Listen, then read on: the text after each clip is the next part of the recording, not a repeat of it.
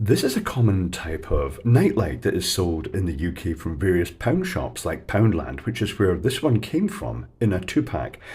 And it's actually pretty good. Now, the first versions of these used a traditional tungsten bulb, a light centre, an LDR, and a thyristor to actually switch the light on. Then they switched a little circuit board with a resistive dropper and surface mount LEDs, but now they have evolved. And it's similar circuitry with a resistive dropper and the dusk sensor, but it's using through-hole LEDs. And what that means is that this one is much more customizable because you can fit it very easily with standard through-hole LEDs in a colour of your choice. But this one, as standard, let me show you it. It comes with what you might call a neutral white. And it's not too bad. Let's see if there's any flicker in this. There is visible flicker on the camera because the camera is very good at picking up flicker. But in reality, I've been using this one at night just for a splash of light in the room. And it's not too bad. It doesn't flicker visibly. It's also worth mentioning that this lensing on it creates quite a distinctive pattern throughout the room, so it's quite nice. Anyway, let's zoom down a little bit. And we'll open this up. So I shall bring in the universal little mini screwdriver kit. And for a start, I see it's got a fuse. Let's take a look at the fuse. And it's also got triangular screws. I may have zoomed in a bit too much, but that's okay. I have no regrets about that. The fuse is a 1 amp fuse. That's quite good. That's probably to fit the requirements of UK electrical regulations because we have fuses in our plugs, and it's good that this one has it. So let's see if my universal triangular bit here actually even fits this. Let's try the top screw and ram it in with enough force that it bites in and it takes the screw out. I think that's more or less, that has taken it out. And we'll pop these screws out, which are a lot stiffer. Deeper, perhaps?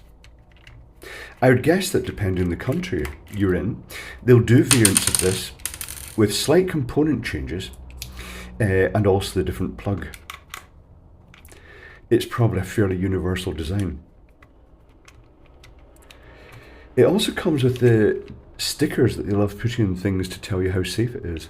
That's not the fault of the companies making it, it's the fault of all the safety regulators that just over-regulate a bit. This has come off. This bit removable is removable. Okay, that's quite interesting. And here is the circuit board. So I am seeing, well, I can take this out and take a picture of it. That's probably the best bet. I shall do that, and then we can explore the circuitry on it. But I would guess it's using the same approach that they often use of a transistor shunting the supply, because it's the simplest way to control it. Right, I shall take a picture of this, and we can take a look at it in more detail. One moment, please. Reverse engineering is complete. Let's explore. I shall zoom in on this just a little bit. Like that. Okay. So aside from the fuse, this unit has 2 current limiting resistors, plus it's got a fusible resistor. I mean, it's really playing safe. It's got a diode for the rectification, it's got a smoothing capacitor, and then it is actually clamping that with the zener diode. The reason for that is that when it's in normal use, it relies on the 3 LEDs providing a fixed voltage. It caps the voltage that it can rise up to, and if one of these LEDs fails open circuit, it could rise to the point this capacitor pops or causes other issues. And that zener diode, not sure the exact value of it, but it will cap the voltage and stop it going any higher. The current involved in this is very low. I shall compute that in a moment. There is a transistor, and then there's a dusk sensor based on a what I guess is a photodiode and a resistor. And they are just controlling a transistor which literally just shunts out the supply. I mean, you might think that's wasteful because technically speaking it draws a little bit more power when it's off, but in reality it saves the lifespan of the LEDs, it makes it look as though it's gone off during the day. You can defeat that if you want, and also the amount of power used anyway. The difference between the LEDs being on and off is pretty low. It's only about, say, about 9 volts difference from the voltage. But here is the circuitry if you wish to peruse that, and then I shall bring in the schematic. and we can explore it and see how hackable it is. Oh, first hack, because it is through hole LEDs, it's very easy to change these for a colour that you want. However, I do notice that they've folded the leads back over the back of the circuit board before soldering them, which is annoying. It means it'll take a bit more force to actually get them out. You may have to use the soldering iron to melt the solder and push those up, but it does mean you can customize. You can use warmer white or a colder white if you want, or any color you like. Anyway, here's the schematic. Very straightforward circuitry with a huge safety chain. I shall zoom in on this a little bit more. Zoom.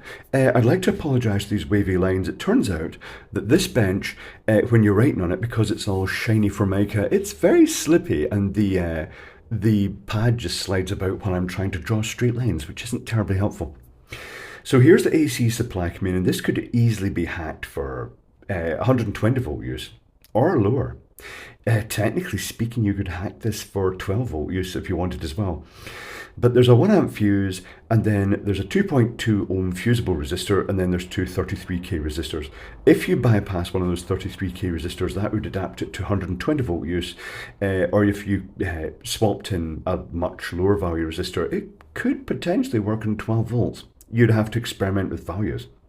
Although keep in mind that once again, that while it's daylight, it's actually drawing a little bit more current than at night. That's one other thing you'd have to consider, that if this was shunting out, it reaches an equilibrium point. It doesn't turn on completely. It's just the point at which this photodiode is passing enough current to keep the transistor turned on. And as the voltage goes down, that voltage and the current through that will vary. So it's a kind of balancing act. It's quite odd, but it's effective. Anyway, we have the fuse, we've got the resistor array, we've got one rectifying diode, and that charges this 100 volt, it's 100 microfarad 60 volt capacitor, which is protected by a mystery zener. The current normally flows through the 3 LEDs in series, giving about a 9 volt drop, but as daylight arises, the photodiode starts conducting, and the sensitive of that will be affected by the choice of this resistor, which is 100k. But as it passes more current and biases that up towards the positive rail, it starts turning on the transistor, which then starts clamping the voltage down. And the main thing is that when it clamps it below the voltage of the LEDs, they will appear to go out, although some current is still flowing through the transistor. You might think that's a terribly wasteful way of doing it. I've looked at exactly one light that attempted to do it what you might call properly, and it used more current in standby because it had so much more complicated circuit. It had not just twice as many components, it had 3 times as many components, just so it could affect, and it had to use a high voltage transistor to turn the LEDs on and off, and then it had to have a separate power supply for the circuitry that controlled that. So although this might seem a wasteful approach to it, this is the most efficient. It's the simplest, most reliable, most efficient way. But there it is. It's an interesting thing, and this one is quite well made. It's nice. It's a nice construction. I've removed the errant sticker because I don't like it. Also, they're quite cheap, so if you were in need of a photodiode at short notice, you could pop to your local dollar store or pound shop, and you could just buy some of these just purely for the photodiode, because it's just a fast way of getting one. And definitely fun to hack it with different coloured LEDs as you prefer. But there we have it. It's not a bad design. In fact, it's quite a good design. It's a very safe and functional design. It's pretty good, actually.